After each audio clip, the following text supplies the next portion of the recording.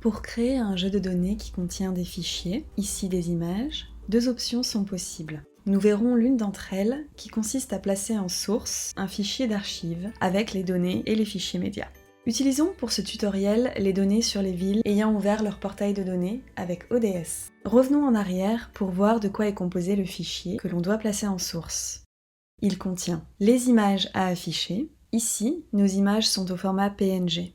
N'hésitez pas à consulter notre documentation pour voir quels autres types de formats sont pris en charge.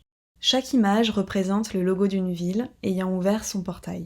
Notre fichier CSV contient, lui, toutes les données. Notez particulièrement le champ Logo. Ce champ liste tous les noms des fichiers PNG qui sont également compris dans ce dossier. Pour que la plateforme interprète correctement les fichiers, il est primordial qu'un champ contienne le nom des fichiers et leur extension. Afin d'importer correctement mes données dans ODS, je dois créer un fichier d'archives qui englobe mon fichier CSV et tous les fichiers médias. Retournons maintenant dans notre interface de publication et sélectionnons le fichier .zip que nous avons créé. Les données sont correctement importées dans ODS. Passons à l'onglet Traitement pour vérifier que les fichiers sont correctement importés aussi.